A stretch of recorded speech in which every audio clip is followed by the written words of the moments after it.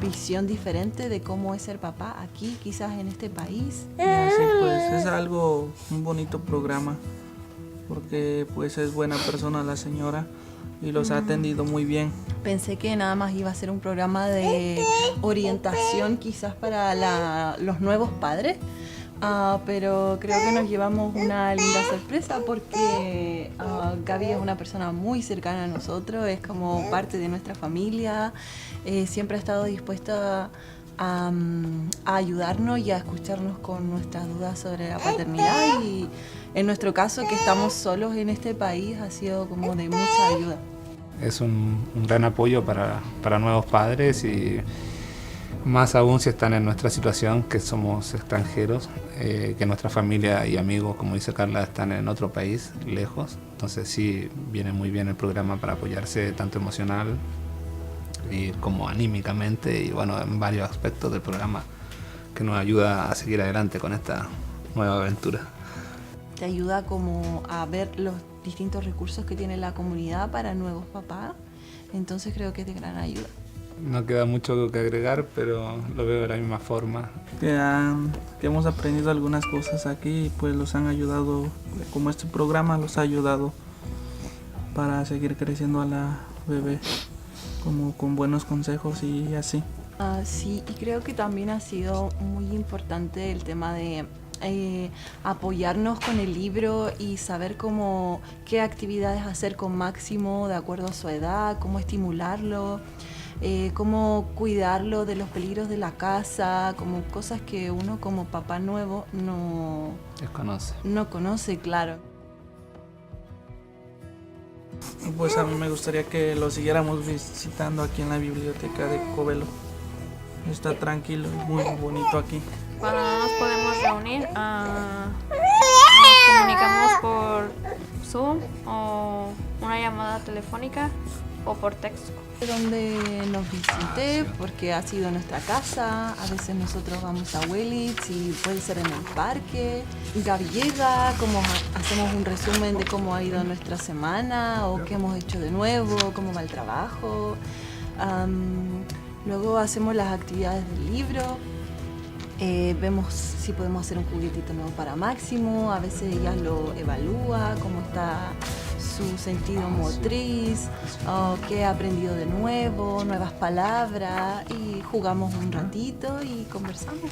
A mí personalmente también me ayudó mucho a obtener mi licencia a conducir, que era un objetivo que teníamos en cuanto a la familia, sí, para poder estar tranquilos, así que encuentro que ha sido fundamental el apoyo.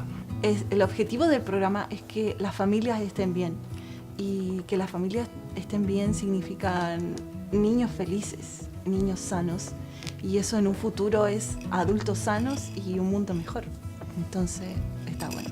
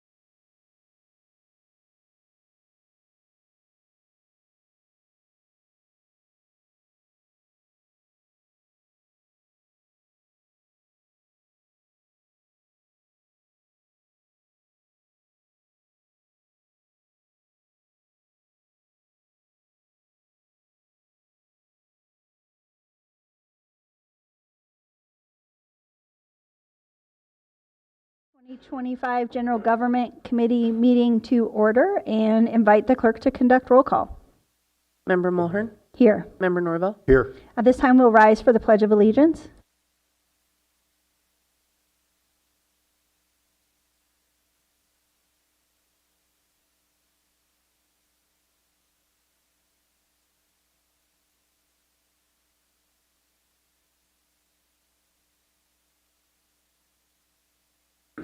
Thank you. Our first item today is item 2A, a drought task force discussion and possible action, including acceptance of presentation from EKI Environment and Water, Inc.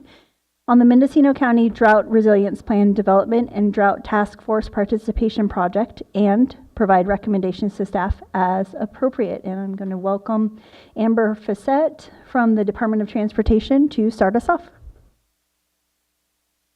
Good morning. Thank you. Amber Fassett, Department of Transportation and Water Agency. As you know, we've been working over the past year on a drought resilience plan for the county that applies to domestic wells and state small water systems. And based on the information that was presented at past meetings, as well as the public meetings we've conducted, we have just finished wrapping up the draft drought resilience plan. And it will go to, it's open for public comment as of today for a month period. And we have our consultant who's been working with us, EKI, that is here to do a presentation on the finalization of the plan.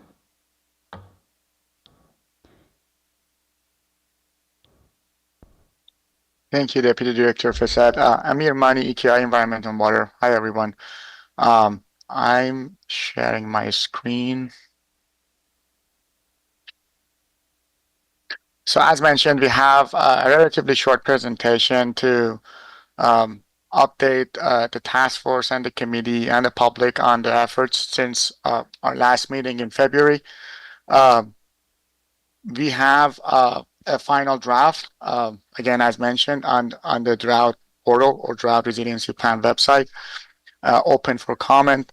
So in today's presentation, I will go over the outreach efforts that we have done throughout the development of the drought resilience plan in the past year or less than a year or so. Review the public review period and the commenting process on the plan. Quickly review the adoption process and our next steps that would basically happen in a May meeting. So as the summary of outreach effort does a very quick refresher on the Senate Bill 552, which drives the development of drought resilience plan and conducting drought task force meetings. So SB 552 have two major requirements for counties. The first one is to establish and maintain a county drought task force, which in Mendocino County is held under this committee. The second is develop a plan, a drought resilience plan that we call abbreviated DRP, to address drought impacts on state small water systems and domestic wells. So that basically it has a narrow focus, this plan that we are speaking about, and the beneficial users that are addressed under this plan are small water systems and domestic wells. There is not a lot of details and requirements under the California Water Code for the public engagement, the commenting process, and development of the plan. The Department of Water Resources published a guidebook that was closely followed by the county in development of the plan, and outreach has been a major part of our efforts, and moving forward will be a major part of county's efforts in terms of implementing the plan. How we have conducted is that there is a DRP webpage, Drought Resilience Plan webpage, that I will present more details on. That gets regularly updated. It has a lot of information, provides educational materials and outreach. For review, we have conducted several community meetings and provide updates to the public in terms of development of the plan. Task force meetings are regularly scheduled. As you know, there is a charter and a frequency for meeting based on the drought stage that happens in the county. And we are now in the public commenting period on the DRP that, again, I'm going to review a bit in more detail in later slides. So the web page that I mentioned, the DRP web page on the county's website, the website is under there. If you Google Mendocino County Drought Resilience Plan, the first search should basically point you to this web page that we have a snapshot on. There is a lot of information in here, general information about the SB 552, the requirements under this Senate bill, and also the DRP development process, the meetings that we had. Also, we have a lot of additional materials just for education and outreach. So there is a public engagement form that you can submit if you're encountering problems with your water, just to share information with the county, and start the facilitation process with them if there is any help that the county can provide in terms of pointing to the right resources and right people to help you out. There is an email update sign up that basically if you sign up through that, you will get notified about the county drought task force meetings and any other workshops that the county would would hold under SB 552. Right now, commenting forms are on the website for the draft DRP, as I mentioned, and the document for the draft DRP is also uploaded there. We have DRP fact sheets, basically a 1-pager to 2-pagers of brief info, summarized info about the DRP and SB 550 in both English and Spanish, published on the website. That would be really helpful just to be introduced to the process. All the slides and presentations that we had for community workshops and the past 2 draft task force meetings that were used to update the public on the DRP are also provided on the website. And also there is a coordination with the grants unit in the county and the Department of Transportation in terms of updating a list of state and federal funding resources on the webpage to hopefully point the domestic well users and state smalls to the right resource if there's a funding opportunity to use. A bit more detail on the educational materials. Again, during the development and for the draft task force meetings and the community workshops that we had, the county deputy director is here, and I think we have Dr. Garza in attendance too. They can provide more details if there's any questions, but working with the UC Cooperative Extension and Department of Transportation, there was major outreach done for holding those workshops and the task force meetings. The Cooperative Extension and the county had presentations at the Redwood Empire Fair, at the Round Valley Blackberry Festival. We had presentations to the Hopland Municipal Advisory Council and the Grassroots Institute Vision Work Group. There were media engagement that we have listed here. The county used its social media outlets to promote our community and DRP development. Again, fact sheets and educational materials on the website and funding materials on the website. We held 2 major community and task force meetings, workshop meetings, working with the UC Cooperative Extension. One of them was held in September 2024, and one of them was held in February. We had a broad representations of groups within the county. That was very encouraging. As the county moves forward with implementing the DRP and complying with SB 552, we hope we get more engagement and even a broader representations of the user groups within the county. We also held 2 task force meetings, as you were aware, in February and September. This is our 3rd one. And we had additional targeted outreach meetings, one with the Rural Community Assistance Corporation, RCAC, which we are coordinating in terms of providing resources to domestic well users and state smalls. The county presented its DRP at a California County Cafe, a series that's held by the Department of Water Resources for the counties to comply with SB 552. And we also had a government-to-government meeting with the Sherwood Valley Band of Pomo Indians, which was a really helpful meeting in terms of us getting some feedback and input to include in the DRP.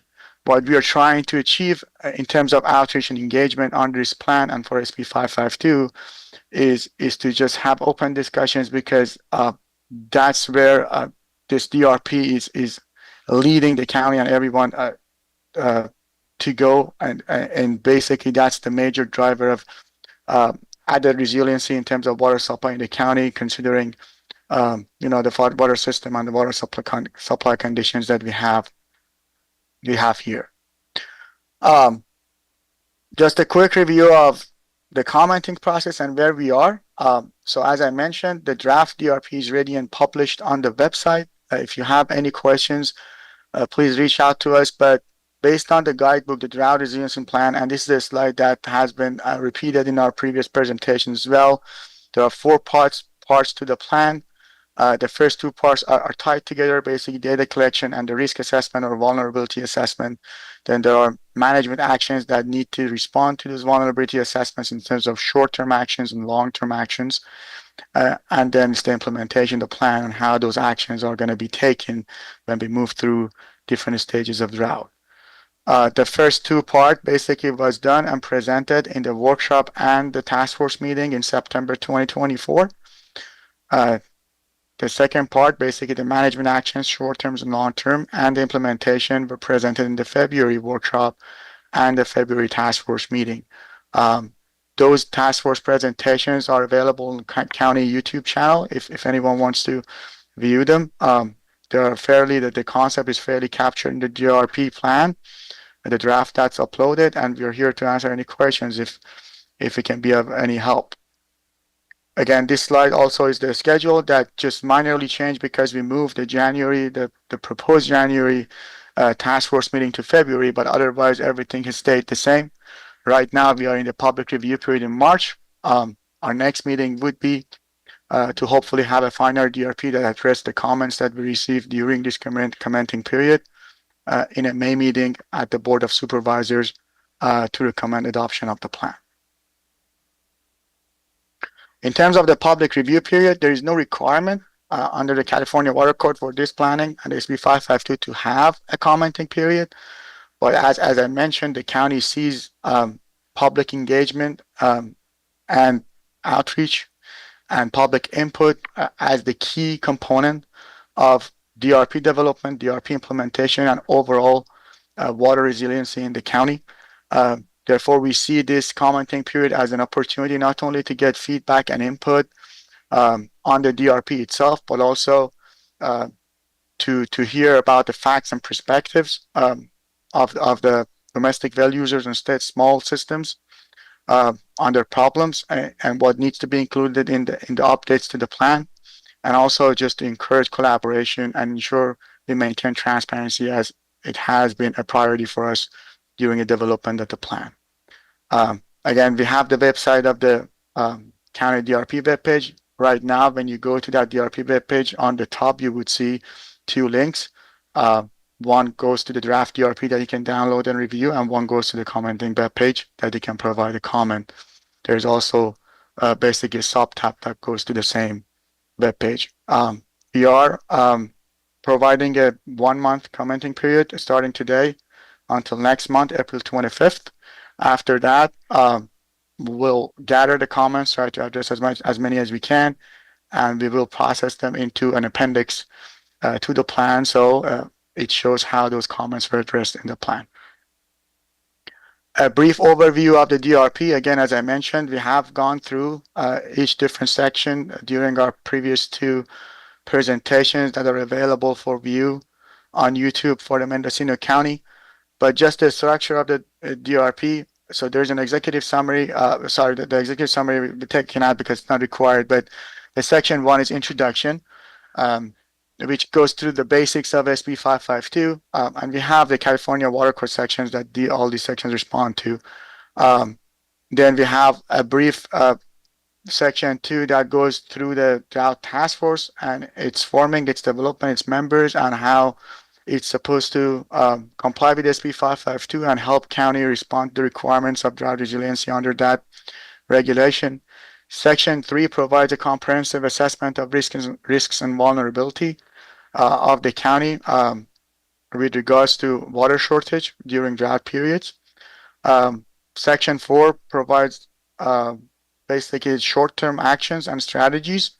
Section 4 provides the existing drought response actions. As you know, the Mendocino County has gone through two recent severe droughts during 2013 to 15 and 2021-2022 period.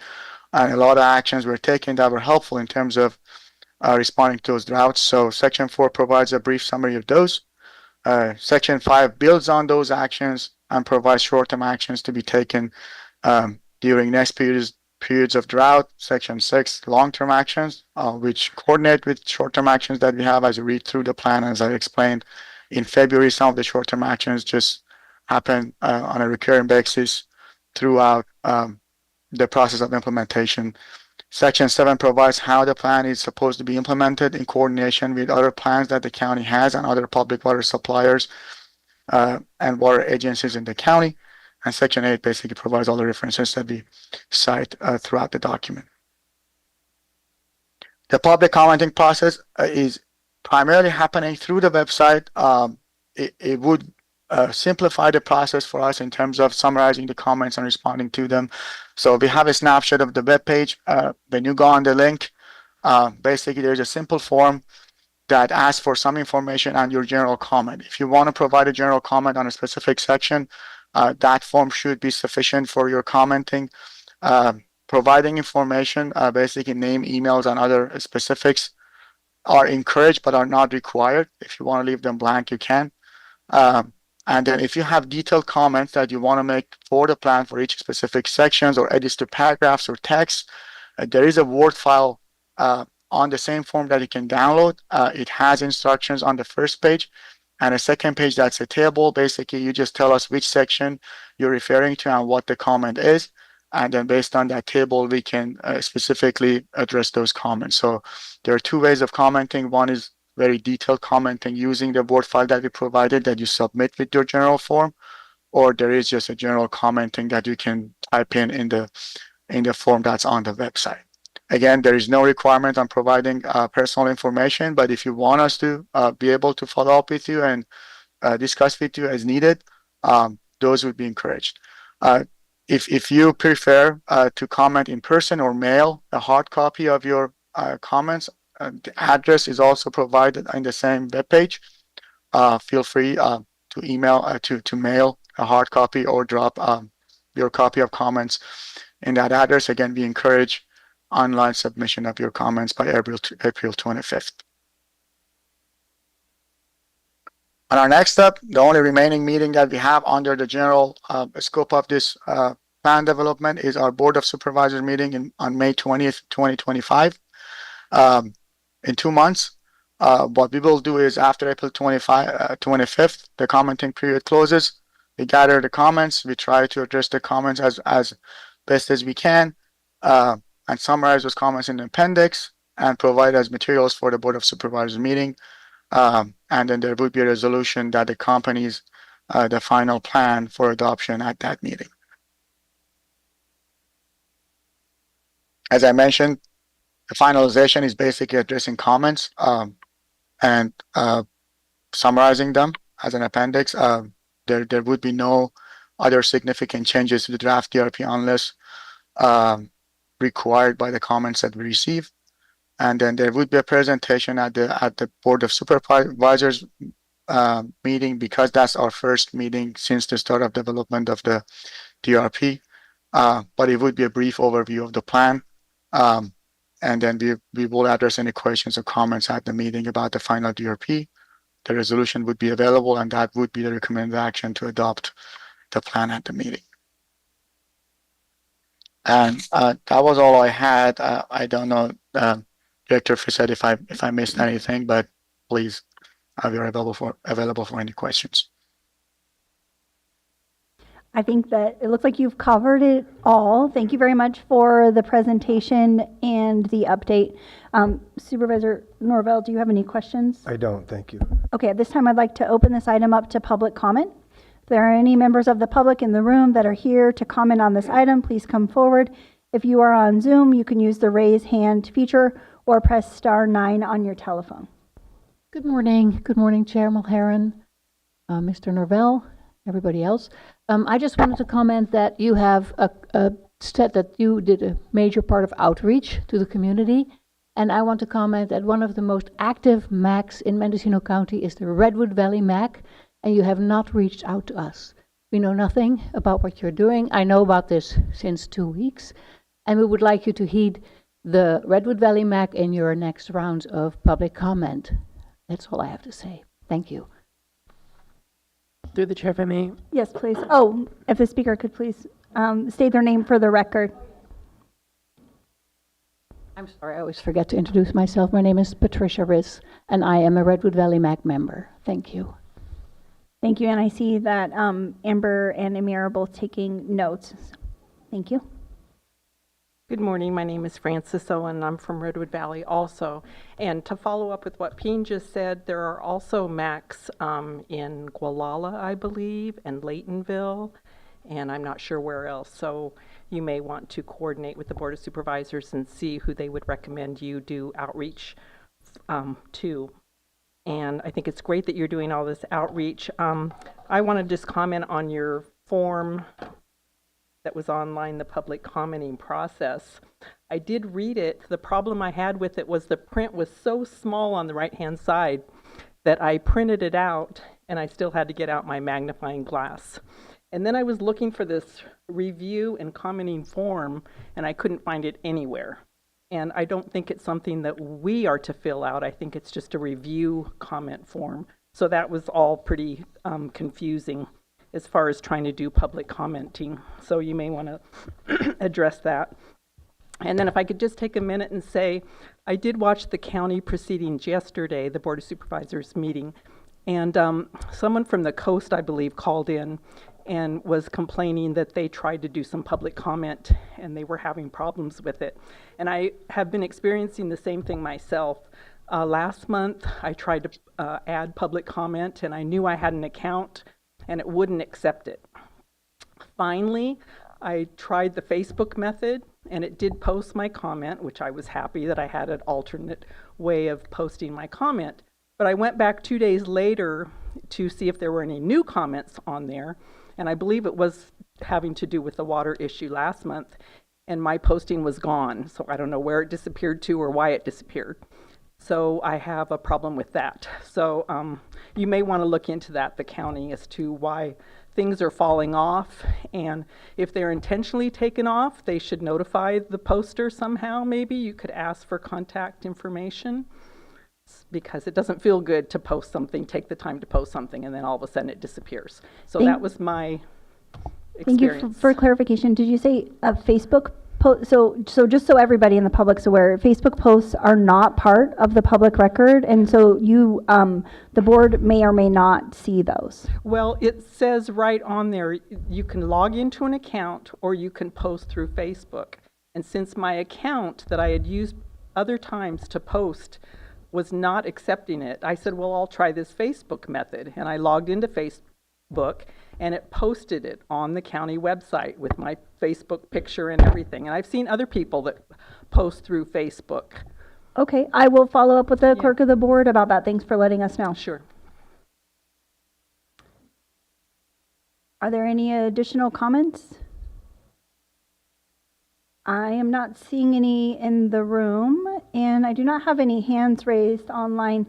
Amber, could you just comment about the ways that people can continue to participate? I'm not sure that we would have time to get to all the MACs. I know there's been outreach done to remote areas, posting flyers, sharing information, but we will need people, I think, to use the web portal to comment. And just for reference, the item that was included today was for the slideshow presentation. And so the website portal, you can expand or use it bigger. Can you comment a little bit about how we can continue to receive feedback?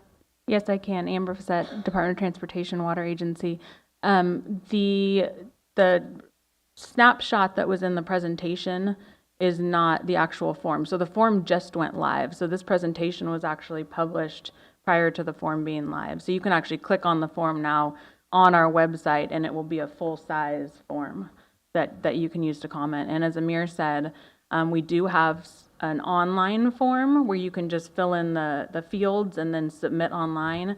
Or we also have a form for more detailed comments, or if somebody just prefers that method, that can be printed and either mailed or dropped off at our office. So it should be much larger than what's in the presentation. Okay, great. Thank you. And, hopefully all the members of the Board of Supervisors, maybe we can have the executive office send out another press release about how people can respond online to just get it out more into the public awareness. I think that would be great. And just to note for the record that Planning and Building included a memo about the water tanks, which was a question at the last GGC meeting. And so they have answered that question, that if you are specifically in an area where the Coastal Commission requires their own permit, then you would have to go through a different process, whether we are in a drought or not. So I appreciate the engagement on this topic, though. We were discussing a little bit that people are very interested in droughts when we are in a drought. And because we are not currently in a drought, we've not had a lot of feedback. So if everybody could just go back into their memory of 3 to 4 years ago and then provide their feedback, that would be great. So our only role today was to receive this presentation and provide feedback. Supervisor Norvell, did you have anything you wanted to add? I don't, thank you. Okay. Thank you very much for your presentation. Thank you, Amir. Thank you for your time. Your time. Appreciate it.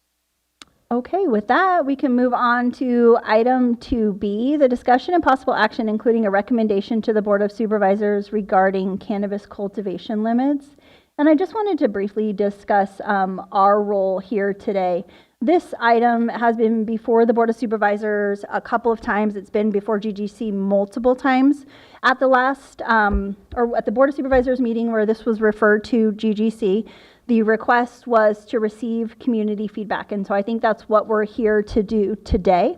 I would also like to, if there are any specific things that you would like the full board to consider, then I think it would be great if you could let the two of us know so we can work with staff to make sure that an agenda item that would go to the full board is complete. And currently, there is a placeholder, I believe, for April 8th so that the conversation can continue. With that, I would, Steve, did you want to make any comments or do you want me to launch in?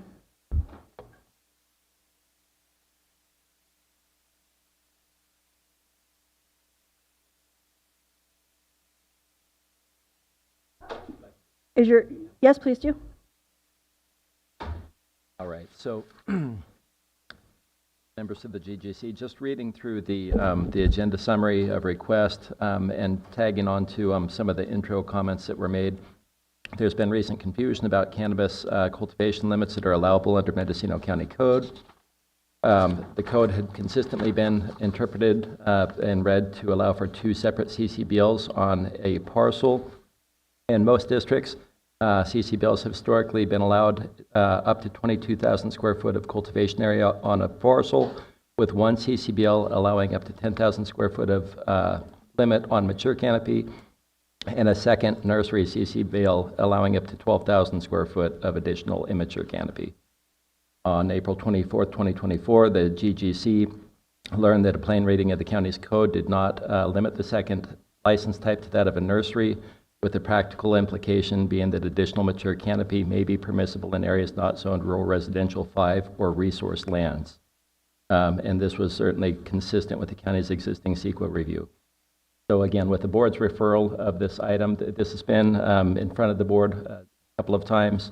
The board had given direction to explicitly limit the cultivation area to 10,000 square foot of canopy, and then the board elected not to take action on that. So unless there's any affirmative action by the board, at this point, the code does allow 20,000 canopy in most. So. Thank you for that. You know, I think, okay, we'll work on that. Thank you. And I think it's really just important to talk about procedure and how we work in the boardroom. So shouting out is really not appropriate. We do have rules that we follow, even though it's GGC. So let's just be very clear about what the rules are.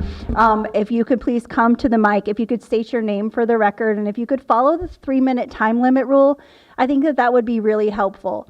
At GGC meetings, we have a little bit more flexibility than in a board meeting where we might be able to hear from people twice, but I really do want to make sure that we hear from everybody. And to be clear, this meeting is live streamed. It's on YouTube. Every Board of Supervisor, every Planning Commissioner, every member of the public can watch this meeting and hear your comments. So let's go ahead and keep it professional and appropriate as we have this discussion today. If you're able to come to the mic, state your name for the record, that's great. I already see one hand on Zoom. If you're on Zoom and want to comment, you can use the *9 on your phone or use the raise hand feature. Public comment is now open.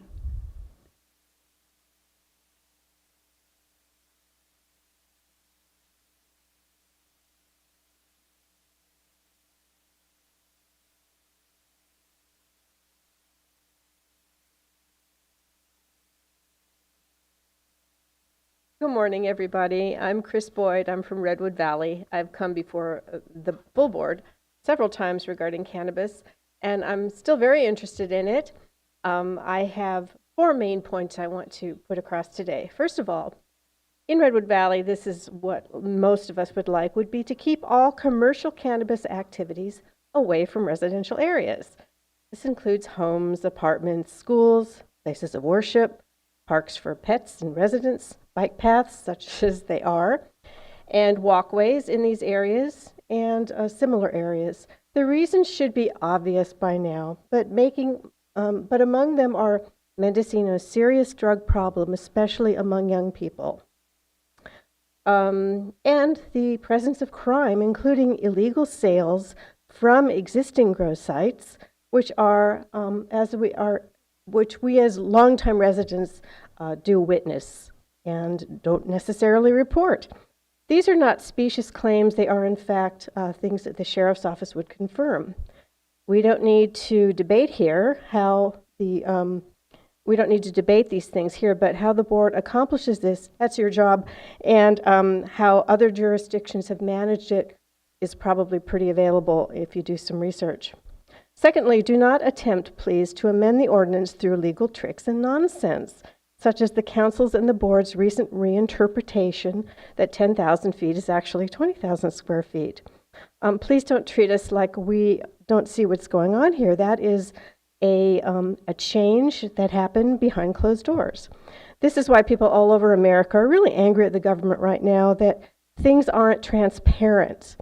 And if you want to make a change like that, there are processes, and they're legal, and they're public, and they're transparent. Number 3, hoop house complexes, plastic, pesticides, herbicides, and other chemicals are unhealthy for our environment, as we all know. Our watersheds are critical, as you know. So sun-grown and regenerative practices, as many of our local longtime growers practice, should be encouraged and supported in every way possible. Enforce the rules against night lights, chemicals, permits, and removal of unused plastics. Abandoned sites should be mitigated by the growers, however you want to make that happen. And finally, I support legal cannabis. I voted for it. I also signed a petition against expansion, as thousands of people in Mendocino County did a few years ago. The views of the majority of your constituents are pretty clear. You should change the ordinance through legal, public, and transparent methods involving all your stakeholders. We, interested parties, and many other stakeholders will help you with feedback, but we ask that stakeholders of all constituencies be included. Thank you for your continuing work on this issue. Thank you.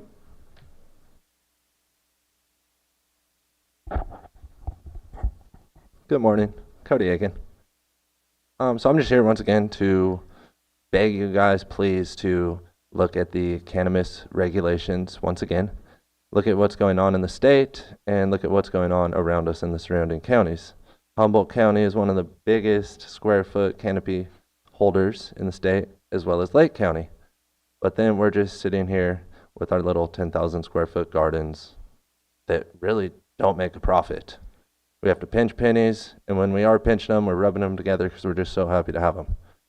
So we're just asking to be able to expand our businesses, to be able to self-distribute would be huge, save us a ton of money. We could hire more employees, we could create more jobs, and we could benefit the community again that was once beautiful. And now it's just boarded up walls and windows in Ukiah. So if we eased up on the cannabis industry and did what the state regulations say, at least let us cultivate 22,000 square foot. I mean, that's a half acre. That's minuscule compared to some of these 20-acre grows in Lake County and stuff. But, you know, it really would benefit us, and prices are so low that you have to mass produce or it's not worth it. So just up here again, begging you to somehow help us create a business out of cannabis, and a lucrative business or a profitable one, because it's not going anywhere but downhill. So yeah, let's figure it all out, and we'll see you guys tomorrow.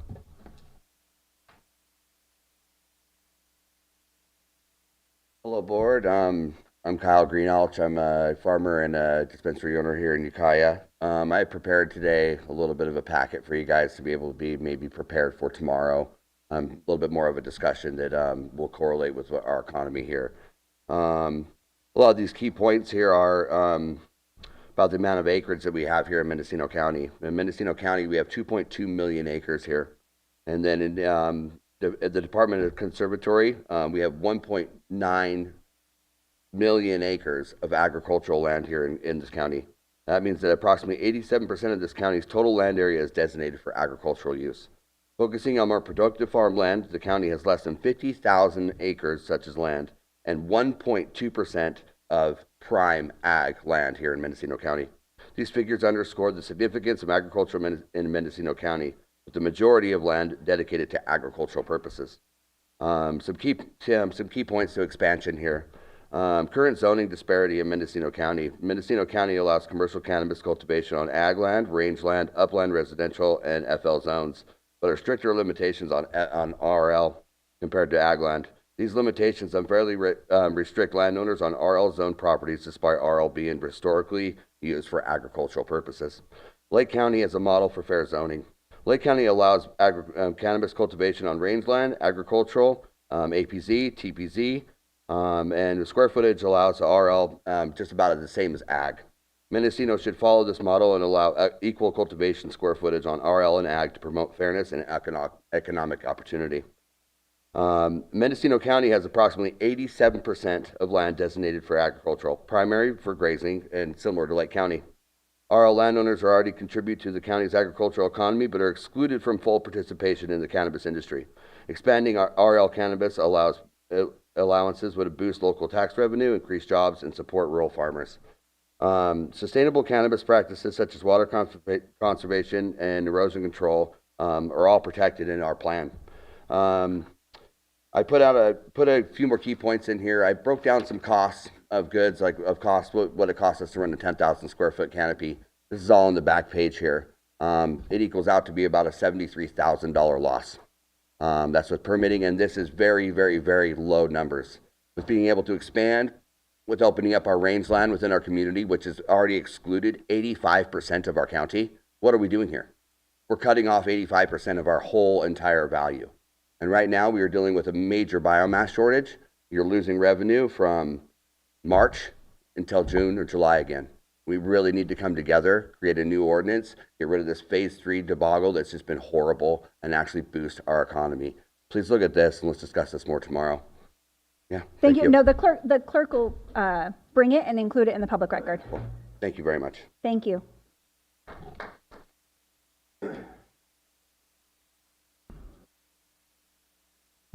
Hello, my name is Drew Nickel.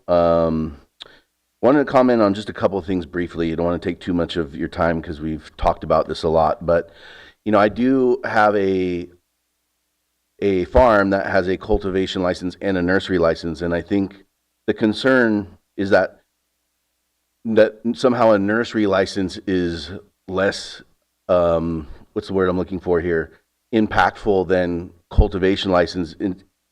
For lack of a better term, is kind of absurd. Nurseries take more water, more power, more plastic, more pesticides in order to keep plants than cultivation does. So if you're really looking at wanting to reduce, the aforementioned things, then cultivation's a no-brainer because of the way that it's grown. Secondly, I wanted to just discuss, when we refer to crime and what's going on, I'm also a real estate agent in town, and I drive around from property to property, and the amount of cannabis that you see in backyards and neighborhoods is almost completely gone.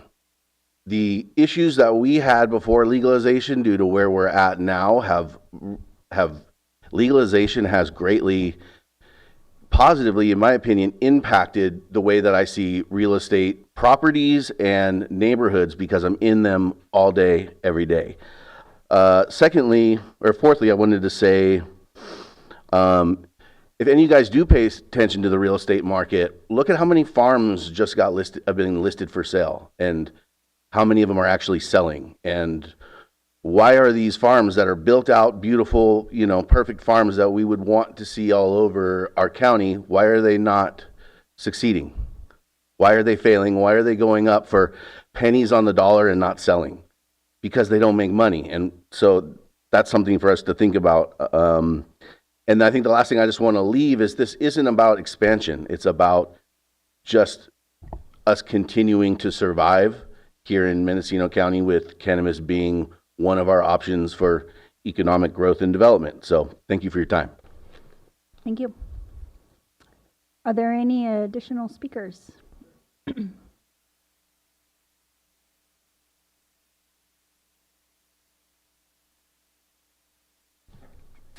My name is Hildy Gerhardt, and I'm speaking as a representative of one of our local cannabis businesses, Henry's Original.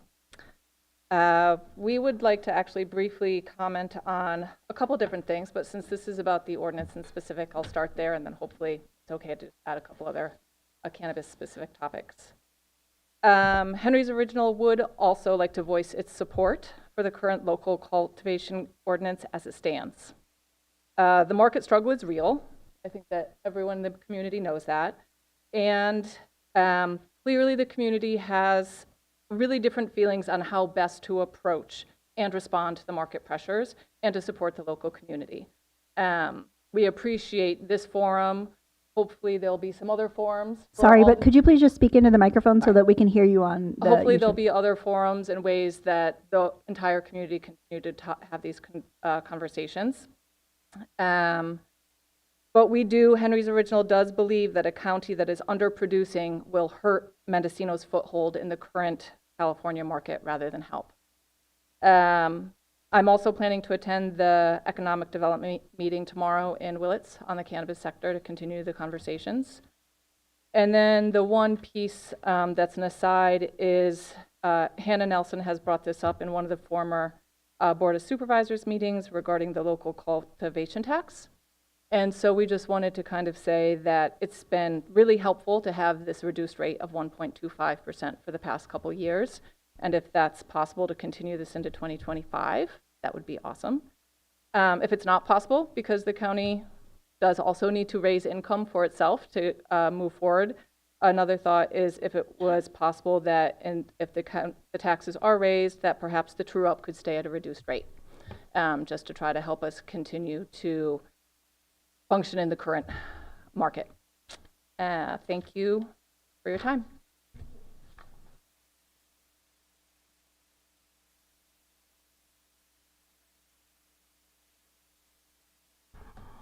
Frances Owen from Redwood Valley. In light of the recent outcome of the Cubison case, we strongly believe that you should do the following regarding a recommendation to the full board. First, follow your own county council's recommendation dated October 22nd, 2024 to, and I quote, deny the applications because they will not satisfy MCC Chapter 10A17 requirements after MCC 10A17D is amended per board direction, and refund the application fee to the applicants. Council further stated this option is the more practical option to implement. Secondly, before there are any further amendments to the cannabis ordinance, we again request that you form and facilitate working groups that will not include only the commercial growers, but the legacy growers, grape growers, and the general public, which to this point have largely been without a seat at the table. The county cannabis staff seems to be replacing the word expansion with cannabis density limits. I'd like to read a bit from the department's frequently asked questions information sheet they attached to today's agenda. This is in regards to resource lands. It says if an applicant has an already existing nursery site and would like to modify their site to a cultivation site, they may do so, but must remain within the already existing footprint. But on the second page, they seem to contradict that. Again, they're talking about the resource lands, and they say modifications in these zoning districts may not expand more than 200 feet from the existing footprint. And they must submit the contiguous expansion of pre-existing cultivation site affidavit. If the cannabis department is going to deny that expansion is an end goal. Perhaps they should not use verbiage such as expand and contiguous expansion. It brings up the old adage in part that says, if it quacks like a duck, it's a duck. I would also say converting nursery plants to mature plants is upward expansion, which in my opinion would use more water and creates much more stench. And to address Drew's comment just quickly, if I understood him correctly, they have one cultivation site, which I would assume is for mature plants, and then a second one for nursery plants. They cannot convert the nursery plants to mature plants because the frequently asked question says that they have to be different types, so they can't have that. If I'm misunderstanding, please let me know. So I'll just finish by saying this issue, as you are well aware, began in April of 2024. It's now been a year, and it's gone from the BOS to County Council, back to the BOS, now before you, the GGC, and now it will go back to the BOS with hopefully a recommendation from you, the GGC, on how to proceed. Then where does it go? Back to County Council, and then most likely back to the BOS. Not an effective use of anyone's time. Please put this issue to rest. Thank you.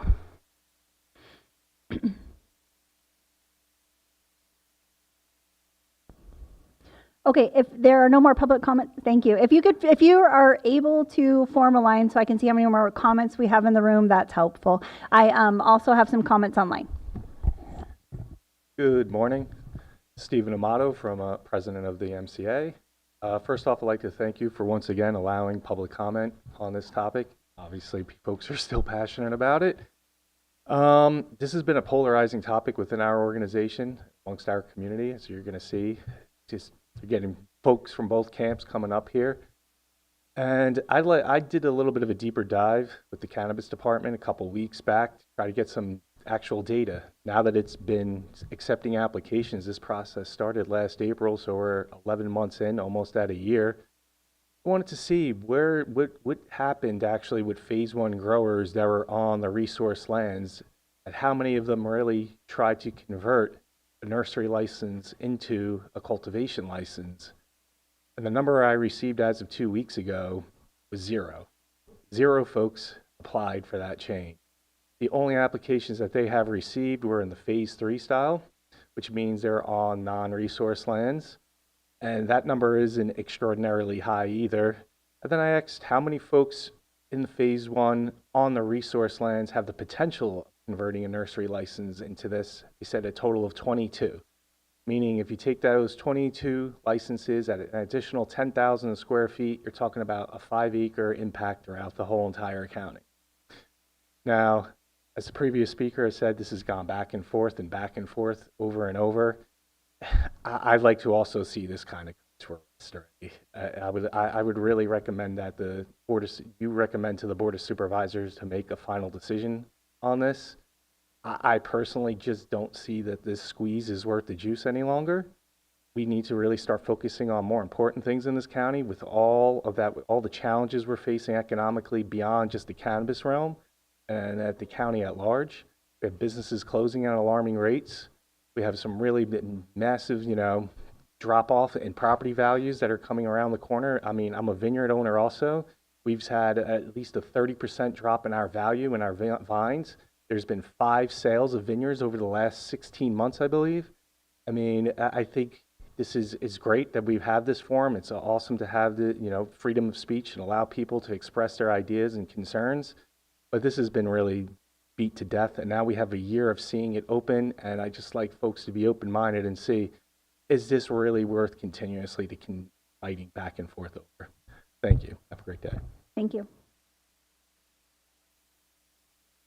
Hi, my name is Liana Costa, and I'm a property owner here in Mendocino County who pays property taxes.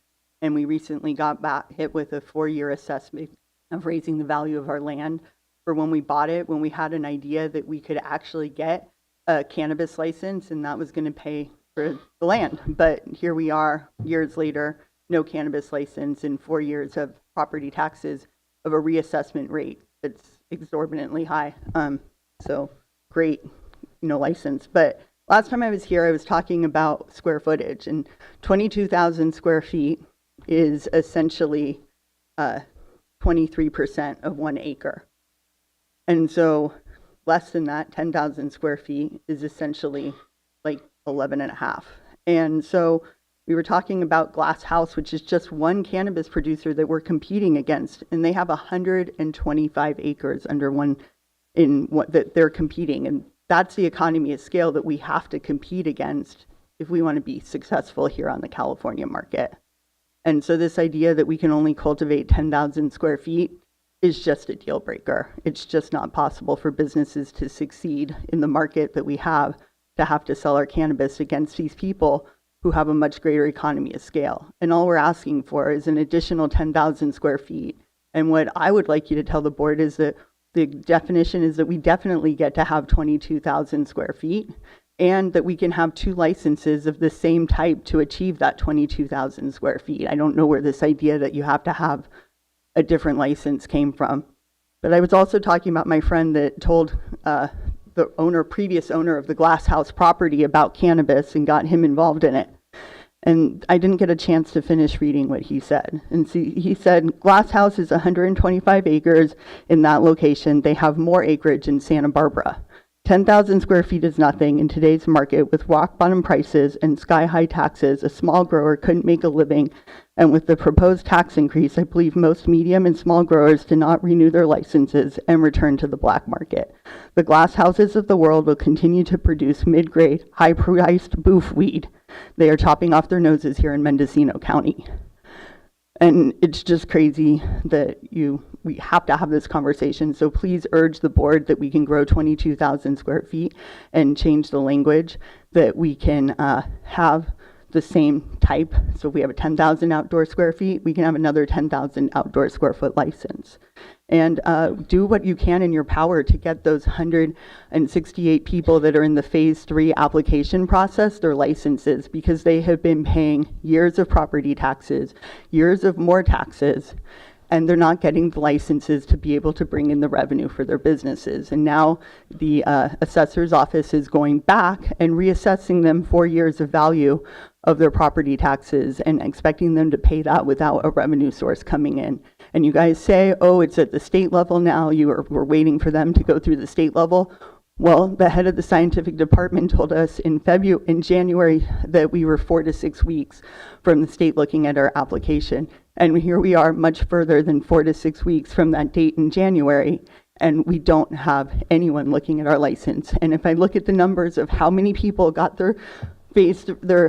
it went from annual in October of the cannabis report, there was a very few number, and less than half of the provisionals in that number have made it now into the annual license. And so we're still over 200 people or entities in the provisional license before you get to the 168.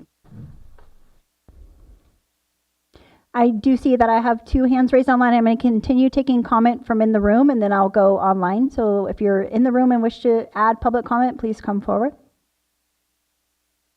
Hello, my name is Barry Nadler. I'm the CEO of Yoqueo Ranch and Mendocino Grasslands. Our group has been spending time talking to various people who have various opinions about this particular issue. And what we're really kind of concerned about is trying to get from where we're at to an acre of grow. We have talked to the small farmers and gotten their perspective. We've reached out to the environmentalists and have tried to get their perspective. We reached out to people that don't want it in their backyard to get their perspective. And we've talked to the economic people and business people in the community and have tried to get their perspective.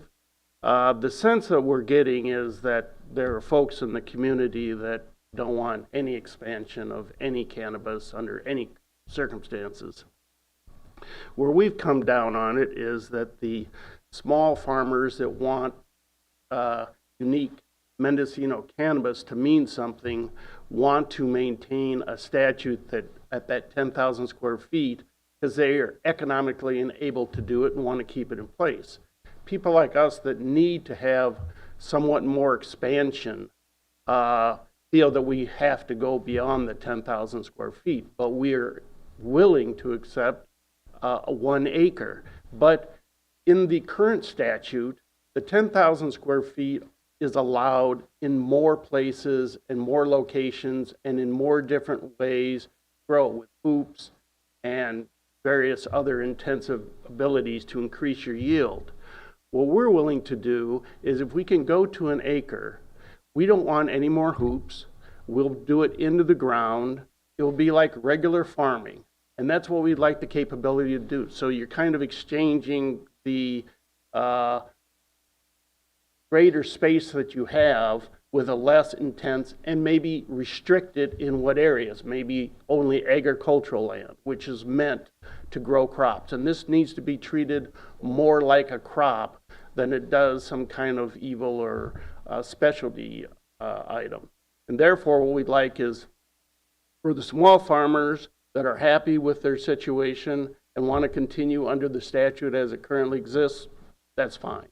Then let's maybe make a B statute that is more restrictive of where it can go to keep it out of the places people talk about, houses and other things, but allow it to be in a larger area, but do it in a way that is less and more like agriculture. In other words, put the plants in the ground or on the ground if they want to be in pots. I don't think that matters.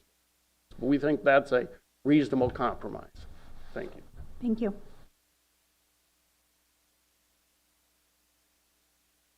Hello, I'm Devin Daniel, lifetime resident of Ukiah in Mendocino County, born and raised in Ukiah. Thank you for the opportunity to come and speak with you guys and share my opinion. I probably don't have much to share that hasn't been shared already, but I just want to reiterate as a citizen of the community that honestly, I don't feel like this county is in a great financial position to be hamstringing an ag product as much as they are. I feel like if property is zoned ag, you should be able to grow an agricultural product on that property. We've allowed thousands of acres of vineyards to be grown, pears, and yet cannabis, for some reason, has this stigma about it that it's not being allowed the same rights. I personally own 25 acres of vineyard, of which I will not harvest this year because the market is dead. It's upside down. And, you know, we're limiting farmers to this minimal square footage. Personally, I don't think even an acre is enough. If you own 25 acres, why should you only be allowed 10,000, 20,000, or 1 acre? It's ag land. It's an ag product. Why can you not cultivate your product on your land? I don't understand it. And this county is just passing up on millions of dollars in tax revenue by hamstringing the farmers. It makes zero sense to me. I mean, unless there's a whole bunch of money that this county has that I haven't read about, why are we doing this? And if the concerns are regarding, you know, whether it's, you know, aroma or safety issues, why has this county like tapped on Lake County shoulders and said, hey, how are you guys dealing with these concerns in your community? Because this is what we're hearing in our community, and how are they addressing them? And it seems to be working in Lake County fine. They're doing great as far as I know. But minimizing the amount of square footage that a farmer is allowed to cultivate on in this county it does not allow a farmer to run a farm in a traditional manner, which is, you know, capitalize on economy of scale. Like, it's like telling a grape grower, you know, you can only grow 1 acre of grapes on your 25 acre property. You know, by the time you buy your tractors and buy everything it takes to grow 1 acre, you're upside down. You have to grow 25 acres of grapes or 50 acres or hundreds of acres to be able to afford and justify being a grape grower for a living. You can't make money on 1 acre of grapes. You can't make money on 10 or 20,000 square feet of cannabis. It just doesn't work. We're seeing it. I mean, the farmers are falling off left and right, and there goes all our tax revenue. What are we doing? You know, I'm baffled, but I would ask that the board please look at this closely and look at the tax revenue that we're passing up. And I think we can overcome the issues that others are raising that are opposing this type of expansion. Thank you for your time. Thank you.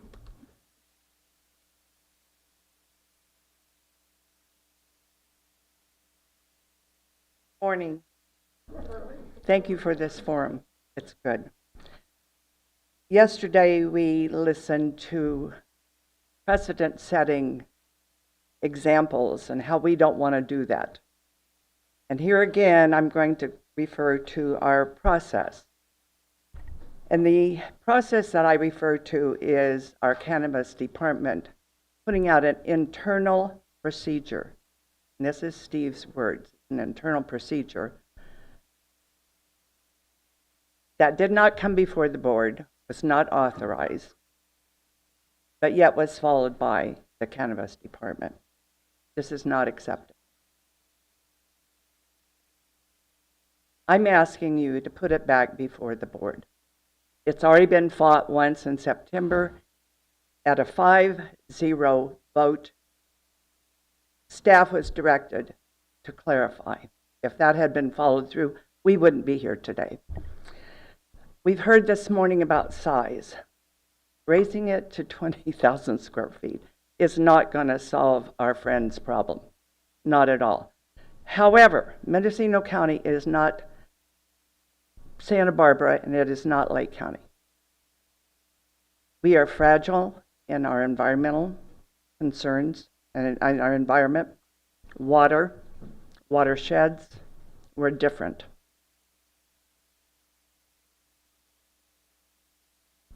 In looking at how you handle this procedure, I think we need to talk to County Council about making defensible decisions, defensible in court decisions.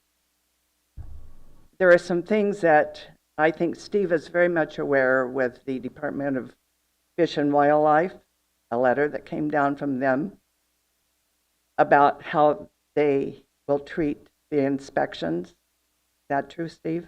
Well, if you could just go ahead and with your comments and direct them Okay. to the board. Anyway, there's several things other than just the size that the cannabis department needs to be very much aware of that puts them in jeopardy.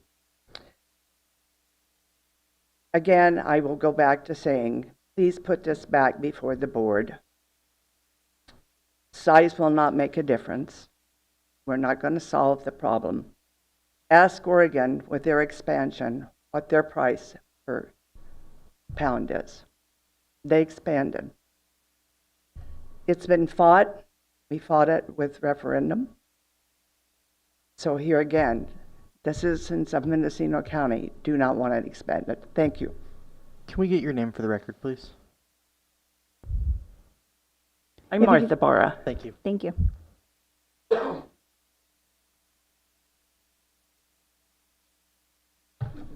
Good morning. My name is Ellen Drell, and this issue is complex and convoluted. But my understanding is that today, I want to somewhat echo what the previous speaker said. The issue is process. I don't have time in these 3 minutes to go into all the details of how staff has subtly and not so subtly rewritten the intent and the history of Mendocino County's cannabis ordinance. It's reprehensible and it's headed for trouble. Martha Barrow was correct. Laws cannot be amended and changed in significant ways in secret in a back room. They have to be done through a public process. And that's the essence of my comment. That, this change, and you know, the details of the change, I mean, I hear what a lot of people are saying. What does it make if it's 10,000 square feet or 20,000 square foot? Well, it makes a difference if it's right next door to you. So there is a difference, and there are environmental consequences. So I'm not saying that the difference between 10,000 and doubling it to 20,000 is insignificant. It does have significance and environmental consequences. And that's part of the reason why the change can't be made in secret in the back room without public participation and without due process and without environmental review. And I don't really understand, I can speculate why the cannabis department is so, or the staff is so invested in this reinterpretation that it invented and then dropped like a bombshell on a previous general government committee meeting. And now they're claiming that somehow it's unchallenged and it's the law and the county must proceed with it. It's absurd, and that claim wouldn't stand up in a court of law. I want to suggest, though, specifically, I can't believe I'm already down to 50 seconds, but my understanding was that the General Government Committee is being asked to recommend to the full board an action. And my recommendation is what I recommended yesterday, that this committee recommend to the full board that they simply, without involving staff, the full board clarify the section of the ordinance in question with the wording that it used in its 5-0 vote in September of last year, to clarify the ordinance to maintain the original intent, which was to allow cultivation of mature cannabis plants for sale to 10,000 square feet per parcel, whether you had 1 or 2 permits, and codify that in the law. It could be done easily. It would avoid future expense. It would avoid legal wrangling, and it wouldn't foreclose amendments to the cannabis ordinance in the future, done in the proper procedure with public process and with environmental review. It's a simple solution, and then we can move on from there to solve some of the bigger problems.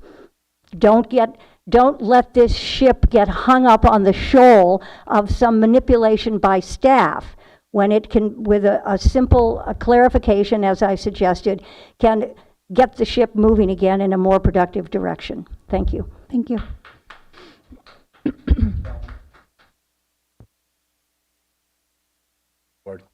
My name is Ian Powell. I am owner and operator of Mendocino Grasslands here in Ukiah, California.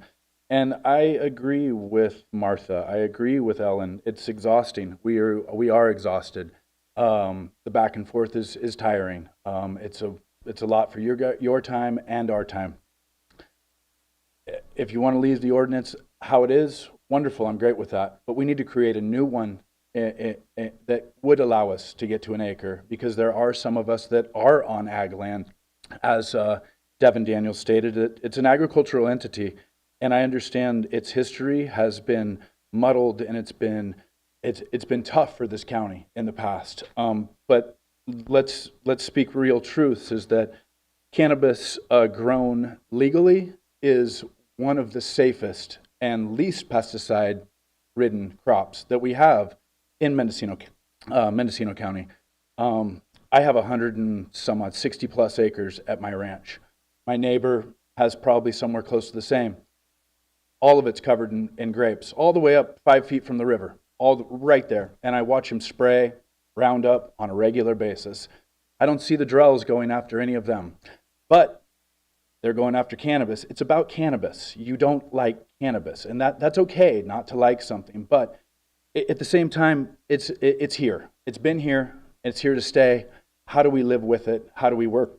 How do we work with it? How do we have businesses that can expand and can move to the next place? As Devin said, we've topped out. I need more square footage in order for my business to grow. I also believe it with Martha said, Mendocino County is precious. It's a very special place, and that's why I'm here. And that's why my family's been here for generations. And I want to stay here, and I want to raise my kids in this. If I put in a 5-acre vegetable garden on my farm and used all the water I wanted and sprayed with, nobody would care. Nobody would even know. No one would even, I wouldn't have to report it to anyone. But if I've got cannabis, that's a different story. Again, we're so regulated. We invite Fish and Wildlife to our land. Come on out. I would love to have you here on my land. I'm not afraid of them. Our practices are organic. We abide by all of the regulations. We're oversight by the feds, by the state, and by the county. And I invite anybody to come to our ranch and see what we're doing. There's no crime there. And plastic, we have the allotted amount of plastic. I don't want to be in plastic. If I had an acre, I wouldn't have to be in plastic. I would be in native soil. It would look just like a vineyard. It would look like a cut flower farm. It'd look like anything else. And it would be grown sustainably with less water and agriculturally. I would feel proud of that, something that I love. Thank you for your time.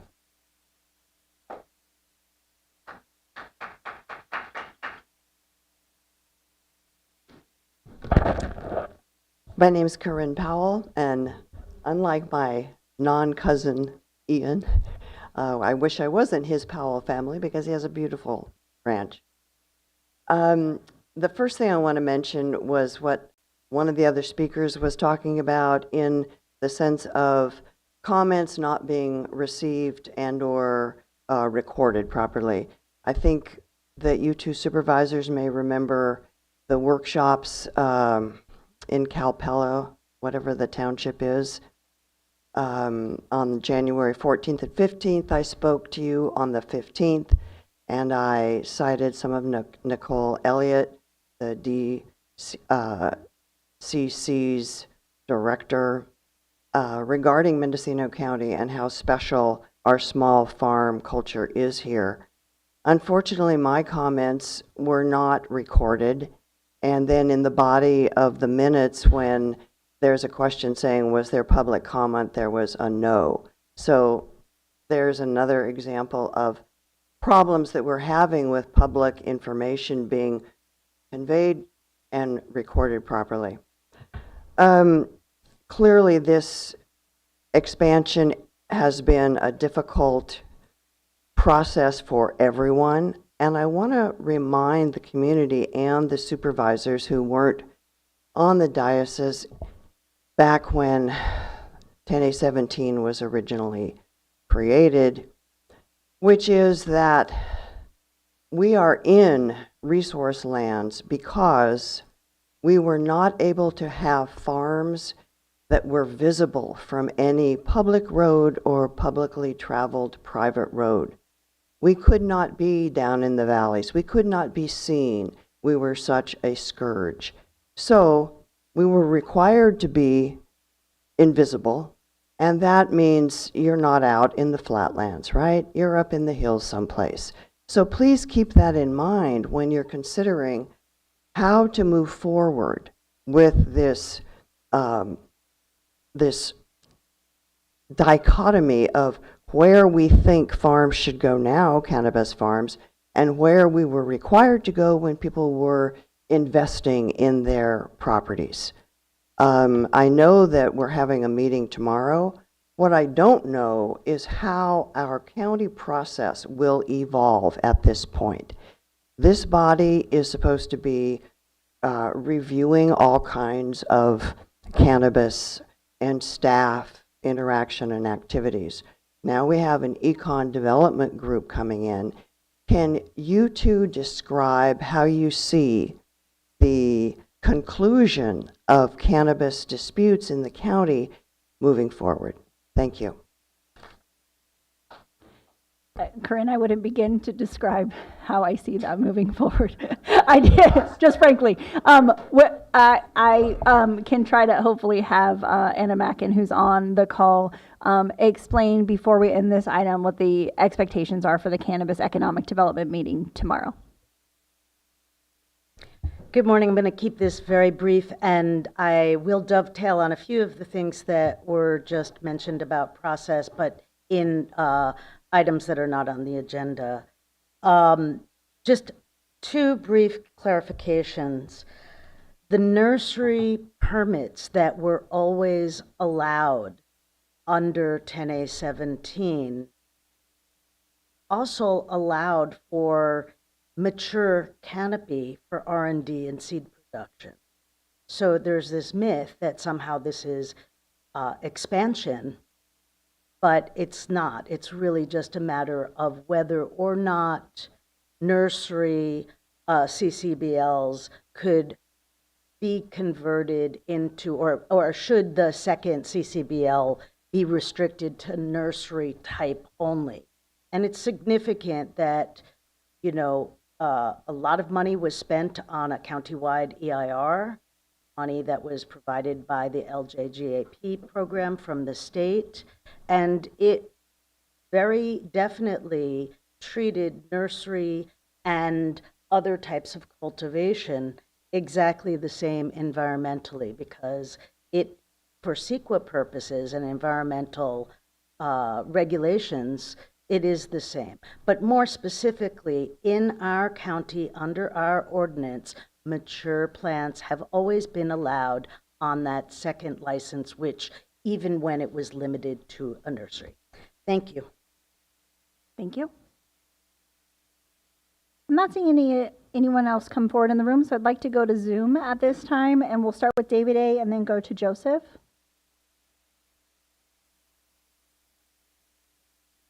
Hello. Go ahead. So let's see. When a lot of this talk has ranged around, the idea of it being agriculture versus not agriculture, and I need to remind everybody that the state does not consider cannabis to be an agricultural product. It does not come with the land use rights that any agricultural product would naturally come with. So, for example, we have over 1 million acres of forest land being, timber harvested by these lumber companies, and they are absolutely free to monocrop that 1 million acres, destroy the trees they don't want with herbicides, and cultivate 1 or 2 trees that they do want, and nobody can do anything about that. But cannabis doesn't come with those land use rights that agriculture does come with. And that means that it's treated like a project. And a project comes with rigorous environmental review by multiple agencies.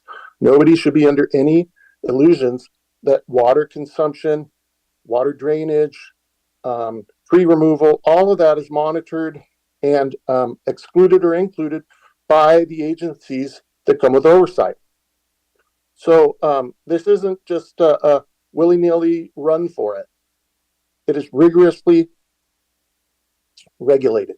Now, I spoke before the board, I think it was at the workshop, was it January or February, right before the closed session, where you were going to discuss the potential pending lawsuit by this so-called environmental center, the non-existent so-called environmental center that is really a 501c4 lobbying organization run by dark money. And this threatened lawsuit may actually be an impossible thing to run under this so-called environmental center, because they may actually be operating outside the scope of their IRS tax exempt status. It's really frustrating to me that the prohibitionist lobbying groups are making a run at what is a plain reading of an ordinance that the board made years ago.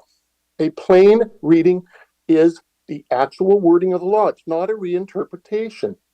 It is a plain reading, which means what's on the paper is what it means. All this other garbage about it being reinterpreted it's a rerun of people who don't like what it actually says, and were either too lazy or not paying attention in the beginning to read it and get an actual lawyer on it and see what it really said. So there's no need for changing this now because people don't like what it says. The leader of the MCA said it clearly. There's no big run at the cannabis department to get in under these rules because there's no financial incentive with the minuscule amount of square footage that people in Mendocino are allowed. You do not need to change it. Thank you, David. Before you leave, would you mind stating your name for the record? My name is David A. Thank you. All right. Thank you. We'll go to Joseph. And Joseph, if you could please start by stating your name to the record, we would appreciate it. Hi, my name is Joseph Nickel. I'm a cultivator here in Mendocino County for around a decade. And I've seen the industry change from, the old renegade cowboy days to what it is today. Can you guys hear me? We can hear you, Hello? yes. Please continue. Yeah, so, I can understand how some people are not really wanting to see an expansion. Well, in fact, it is not an expansion. Cannabis has changed a whole lot. I've worked in it 10 years and really wish to have a legacy to hand down to my family. But the reality is it's not an expansion, it's a conversion. As of right now, I'm allowed to cultivate my nursery for seed production, which can be very profitable. Doing a pheno hunt very, very difficult and labor intensive. And I mean, when it comes down to it, we've been in cannabis for so long, that's really what we're kind of hanging on to. Your genetics are kind of like a brewmaster's recipe. And what we really need to be thinking about is, you know, do we want to move forward into, you know, a global market? I think that, you know, these people don't want to see more cannabis. Well, it's changed so much. I could only beg that they would, you know, open their minds and not be blinded by hate because of what has happened in the past. But, you know, the valley floor is a great spot to cultivate, but if they don't want it in their backyards, the mountain is an even better spot to cultivate. You know, and it really comes down to what's going to generate more revenue for our community. I think that we're all really kind of in business together. Like, what happens when property values tank because nobody can sell their land because it's not worth anything? What happens when cannabis becomes legal nationwide and we're suddenly able to ship to other states genetics that nobody else has in a climate that's able to produce a top quality product above what Santa Barbara has, what Lake County has? We're really sitting on a gold mine here, and we really just need to come together. I'm not trying to sling mud at the other side. I just want them to see it our way. If they don't want plastic strung out across the land, I can understand that. Let's grow in native soil. That adds a unique aspect to our crop. Or better yet, let's build engineered greenhouses, which raises the humidity and drops the amount of water the plants need and creates infrastructure that can be used to produce food for our community in a crisis, or even increase land values because you know we're going to get reassessed for that. Man, I don't even really know what more to say. I feel like I've spoken many times, and I just really hope the community can come together and keep an open mind and be pro-cannabis and try and become the next Champagne region of France. And I think that's about all I got to say. Okay, thank you. I do not have any additional hands raised online. If you're a caller on Zoom, you can use the *9 on your phone or the Zoom raise hand feature on the Zoom platform. And I do see that Anna from the Economic Development team has come in, and I would like her to just sort of explain the process. Cannabis is not the only economic development meeting that the county is hosting. So if you wouldn't mind, thank you for coming over. Good morning. Anna Mackin, Economic Development Division. We're hosting a series of economic development meetings by sector this year. Cannabis is the second in that series. There's about 5 that we'll be holding this year. That's not to say these are the only 5 that we'll do. It's just the first ones that we've defined. And so for this meeting, it's getting a community understanding from the cannabis sector and specifically geared towards individuals working in or owning businesses in the cannabis sector of the current needs, challenges, and opportunities at a local level. And we also look at this in terms of economic forces that are beyond the local level too, but how that can inform actionable projects. And we are aware that policy and regulation plays a big part in this industry, but our division doesn't take that on as something that we will be, spearheading. We will take note of all of that and include it in our report. But this is looking at areas where we can collaborate and help. We have feedback in the surveys. We have a pre-meeting survey that went out. So without kind of speaking to what I see as the community needs yet, how the department can align and help push forward initiatives coming from the community that they would like to see, whether that's increased collaboration or marketing or support in appellations. So that's the intent for the meeting. It's tomorrow at the Willits City Hall Community Center. It begins at 10 and we'll wrap up about 12:30. So everyone's welcome. And That's it.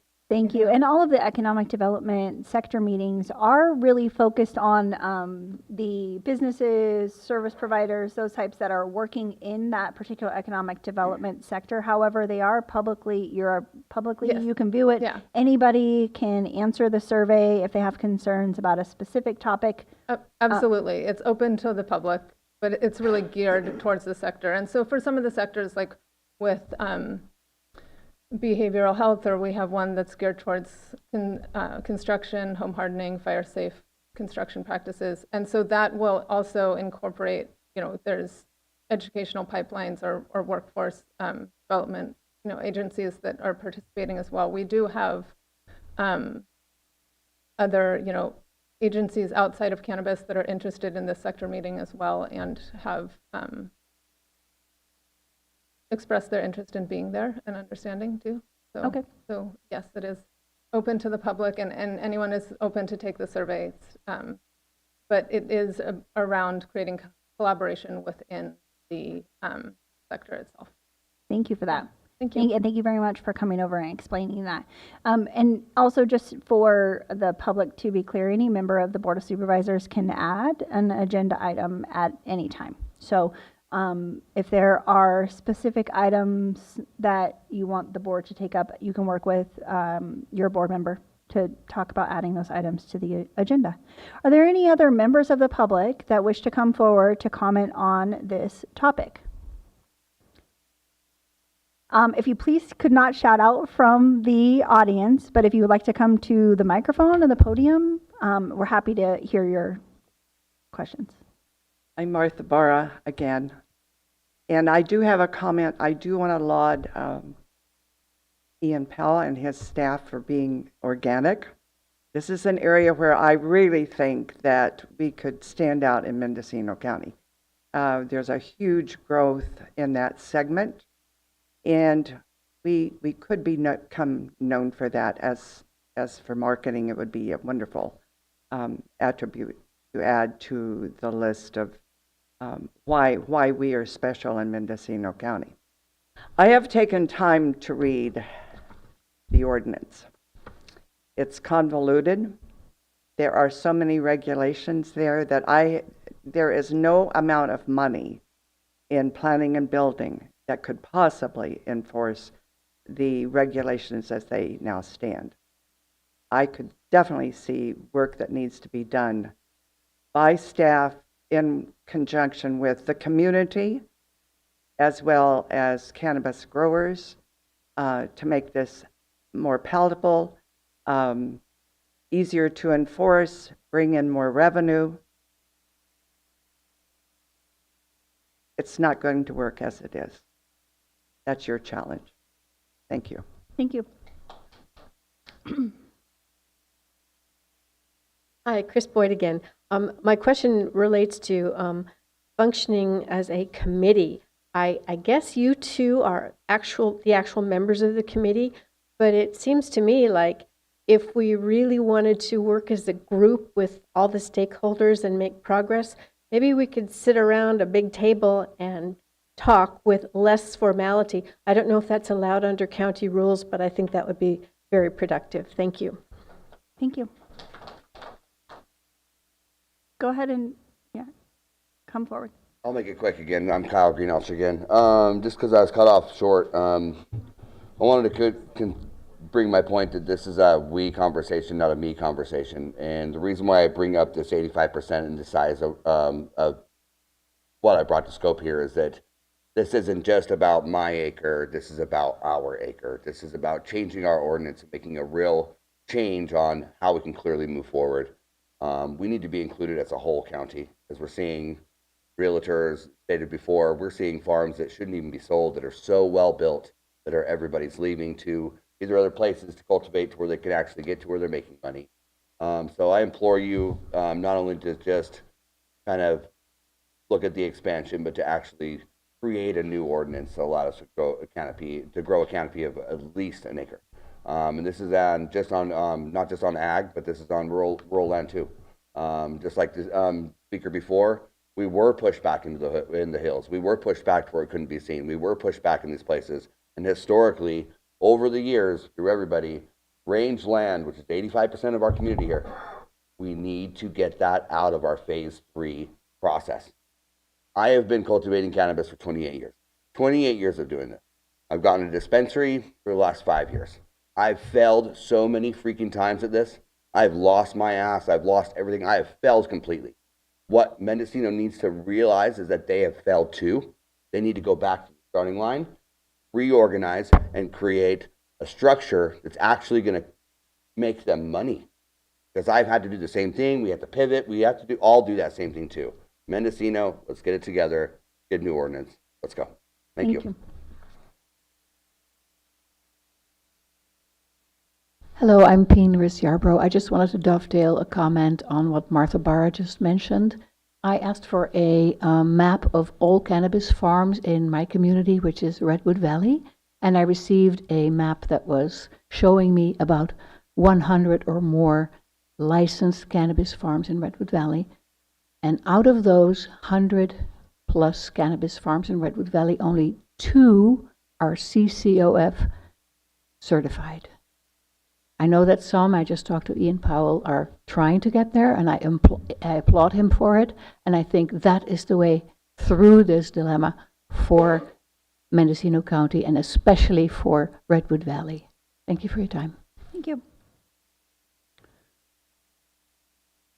Thank you, Chair, for allowing us to dip a second time. Clearly, everybody wants to move forward, but I just want to say, in the meantime, do not let staff revise even a portion of our ordinance. It's a significant portion, but in the end, it may not mean too much. Do not let staff take away the authority of the board and the public to amend an ordinance. Staff alone cannot do it, and that's what's happening right now. The public isn't fooled. After April of last year, when this reinterpretation, which this is what the staff called it initially, was presented to the General Government Committee, the public rose up and said, absolutely not. 10,000 square feet is what the ordinance says. Whether we like it or not, that's what it says. And that came from editorials in newspapers, from the municipal advisory committees, from growers and non-growers alike. It was clear that 10,000 square feet was the cap. So just on a technical process basis, I urge you to recommend to the board that the board make sure that that particular reinterpretation language invented by staff in secret does not now become inserted in the ordinance in an illegal fashion. Thank you. Thank you.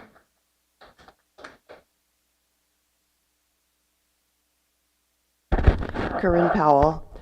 I just wanted to put a little context to everyone being on the same page as we move forward. The Cannabis Department used to present regularly at these meetings, and that became unnecessary probably. However, in the most recent recap of their monthly reports dated March 10th, 2025, the current number of both state annual and local licensees in the cannabis sector is 271.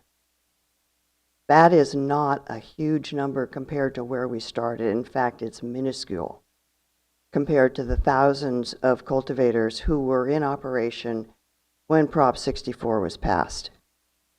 Indeed, the crisis of converting provisional licenses to state annual licenses has come and gone in terms of when the state will be stopping provisional licenses, which they did at the end of last year.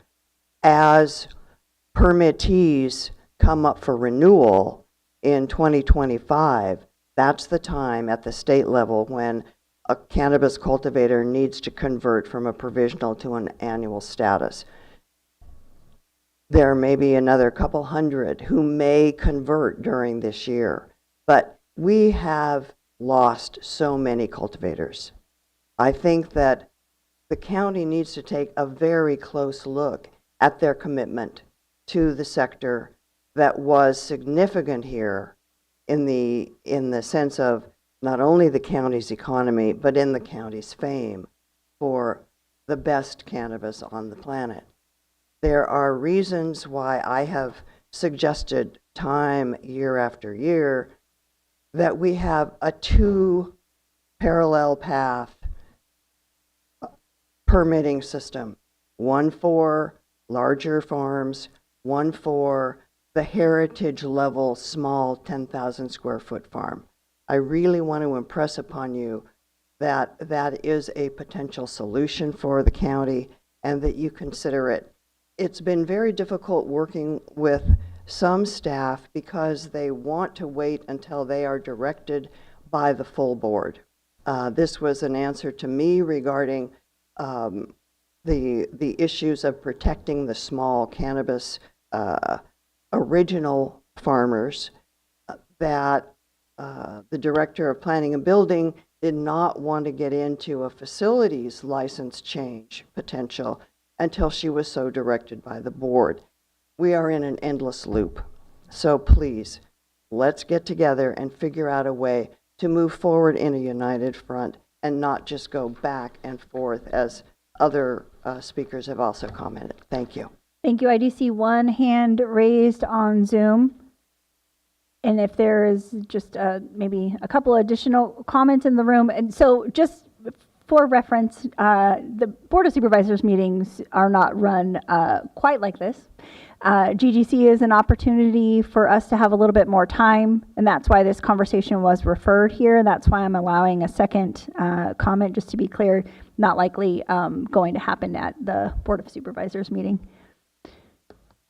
Hi, Liana Costa again. And basically, the situation is that the growers are just drowning in debt and taxes here, and we're not allowed to cultivate as much cannabis as we need to play on the regulated market and succeed. And right now, you're killing our economy. The local economy is really bad, and we need to get past the fear mongering, and we need to figure out how to build successful cannabis businesses here in the county of Mendocino. Thank you. I'll go online to Zoom and David A. Thank you. Thanks. We're doubling up. Look, my final comment would be that this is, I'm sure, going to go to the board with your recommendation, and it needs to be really clear that Chair Haschak needs to recuse himself from this issue. He has too much of a personal relationship with the people that are funding this threatened lawsuit over this issue, this non-existent so-called environmental center that's threatening a lawsuit. These are personal friends of Chair Haschak's. They've contributed to his campaigns in the past and possibly even helped run his campaigns. This cannot happen. This is a drastic conflict of interest on his part, and it needs to be really clearly noted that he needs to recuse himself. And I'll definitely bring this to the full board also, because it's really, really important that people stop, this kind of nonsense with whatever it is. Do a favor for a friend, or feel hopelessly trapped and compromised by the threat of a lawsuit against your county unless you vote a certain way for your friends. It's an outrageous situation. I feel for Chair Haschak over it because he is in a hopelessly compromised situation, but he needs to recuse himself. And I think this is really important for everybody to take note of. This is a really serious issue. And my final note would be, again, that there's no land use rights with these cannabis cultivation permits. They are rigorously examined by multiple agencies. The Cannabis Department does not have some giant leeway to let people have things a certain way. These people have to get in line to be rigorously stomped on by multiple agencies. It's like building a winery, not like planting a vineyard. So, people talk about environmental concerns. Those concerns are addressed by the agencies that have regulatory power, and there are many, many of them. It is expensive, it is rigorous, and if people are going to jump through the hoops, that means they want to commit to a rigorous environmental standard. So let's not be fooled by the people who talk about, the environment being somehow at risk with this. This is a minimal footprint, minimal impact. And that's about all I'm going to say. Thank you very much. Thank you.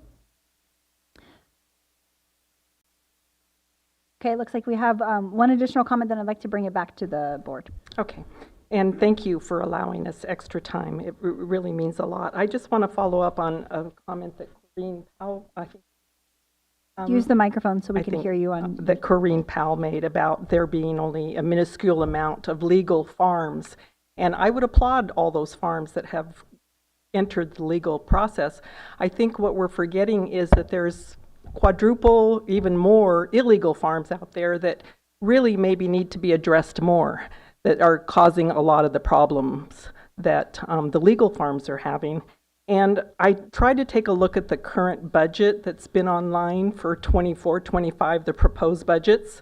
And I don't know if I'm reading it correctly, but there were a few things that I questioned. There was $484,000 that said it was undesignated cannabis enforcement money, I believe. And I don't know why it's undesignated. And when I read further down in the sheets, I found line items for cannabis enforcement. And when I read over to the current years, last year and this year, I think, there's no amount at all. And that's very disconcerting, especially for residential areas like Redwood Valley. So I don't know if they just haven't come up with their budget completely yet or what, but that's something that concerns me and that you may want to look into. So that's my comment. Thank you. There are a couple of different ways that cannabis enforcement happens. One of them is through the sheriff's office. One of them is through county planning and building code enforcement, which would probably explain why there's a difference. But I'll look into it and get back to you. Okay, at this time, I would like to bring it back to the board. Supervisor Norvell, do you have any comments? Yeah, just a few. I have been following this process for a few years, and I think, especially after hearing from everybody today, that a couple things are for certain, that this has been a very long process, and I think most everybody's kind of burnt out on it. I think there's going to be a good opportunity on the 8th to make some decisions and, hopefully put a lot of this to rest. I do look forward to that meeting. I have taken to heart everything that everybody said here today. And I will go back and watch all of the meetings again that have led us to here. And thank you to everybody that showed up here today. I know it can be stressful when you're speaking publicly in opposition to your neighbors or even your friends. So I commend all of you for coming here today and speaking your piece. Thank you. I appreciate that everybody came today, and I appreciate the thoughtful discussion on this issue because I think we were able to hear from both sides and sometimes folks that are in the middle. And at this point, I do think it is important that the full Board of Supervisors moves forward with a resolution and meaningful action on this issue. And I would encourage that the board come to a decision on the April 8th meeting so that we can move forward. And with that, I think our clerk is going to make sure that the documents are received by the full board. As I mentioned at the beginning of the meeting, every board member has access to watch this meeting, and I would encourage them to do so before our April 8th meeting. So with that, we'll move this item to the next full board meeting, April 8th, for discussion and action. Do you need a motion, County Council? I think just providing some clarity on what it is you're recommending to the board, or if you're, if it is that there isn't a recommendation, I think just being clear about what you're sending to the board would be helpful for the full board. Okay, the recommended action remains the same. Provide recommendations to the Board of Supervisors whether the limits of cannabis cultivation should be changed from what is currently permissible. So that is my recommendation and motion, that we send this item back to the full board to decide of whether or not the current limits are permissible.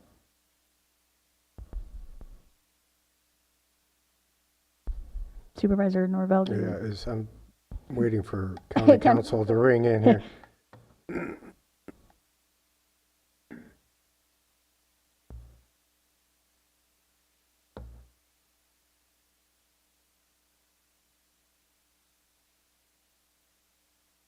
I'll defer to the committee. It is, your committee's recommendation. Supervisor Norvell? Yeah, I'm good with that. I'll second that. Okay. The motion that'll be moving forward to the board is to take action on whether or not the limits of cannabis, or whether the limits of cannabis cultivation should be changed from what is currently permissible. So that is what will go to the full board. Okay, so with that, we can move on to item 3. Thank you, everybody, for coming. We can move on to Through the chair, if I item. may. Yes. I do need, since it is a formal motion, I do need to take a roll call vote. Okay, roll call vote on the motion, please. Chair Mulhern? Yes. Member Norvell? Yes. The motion carries unanimously. Thank you so much. Okay, item 3A, approval of the minutes from the February 26, 2024 regular meeting. Supervisor Norvell. I'm comfortable with the minutes. I move approval. I'll second. And do we need a roll call then as well? Yes. Member Norvell? Yes. Chair Mulhern? Yes. The motion carries unanimously. Thank you. For GGC meetings, the public expression item is located at the end of the agenda. So at this time, I would invite public expression for any items that were not on the agenda. Good morning, Hannah Nelson. Couple of things. First off, I'd like to make the committee aware of AB 564, which was introduced by Assemblyman Haney. It is seeking to freeze the state cannabis excise taxes at its current level of 15% rather than have it go up as is written into the law a few years ago, up to 19%. In Assemblyman Haney's comments and publications on his website, he specifically really called out the failure of the overburdened tax system, both at the state and local levels, to allow for an effective regulated market and allow those businesses to thrive, and therefore funneling more consumers to the illicit market because the prices have to. The Revenue and Taxation Committee and the Business and Professions Committee will be hearing the bill in April, and I would request, Origins Council is a co-sponsor along with Cal Normal and a bunch of other groups on this bill, and I would request that this committee bring forth to the full board a recommendation, or at least discuss and possibly recommend support of that bill so that we have effective freezing of the state taxes so we're not hindering the nascent industry further. Interestingly enough, it's, in his kind of discussion of it, he said instead we should be looking at how we can support this industry, which has been barely given a chance to survive after legalization. And he also mentions, how the industry brings in scores of visitors and what an important economic driver that is. And so that dovetails nicely into my looking forward to tomorrow's economic development meeting on the cannabis sector and thanking the board for making this happen. You spoke earlier, Chair Mulhern, about the mechanisms to bring additional items forward, including taxation items, because that's certainly something that I think should be looked at with the temporary reduction locally set to expire. And I think that it will be important to understand, and I'll certainly ask this question tomorrow, but to keep the report from the economic development meeting kind of on a timely fashion to come back, and I'm not sure if the idea was for that report to come back dovetailing with the April 8th board meeting, or if it's at some later juncture, but I encourage the pushing out of that information as soon as possible. There was only a couple of weeks notice for this economic development meeting, the details in terms of the time and the survey, and I just really encourage if there's thoughtful and meaningful participation, that's encouraged that it be done as quickly as possible. Thank you. Thank you. Are there any other members of the public that wish to comment on an item that was not on the agenda? Okay, seeing none, are there any on Zoom? I also do not have any hands raised on Zoom. Okay, we will move on to announcements. Supervisor Norvell, do you have anything to announce? Okay, neither do I. So with that, we will adjourn this meeting. Thank you.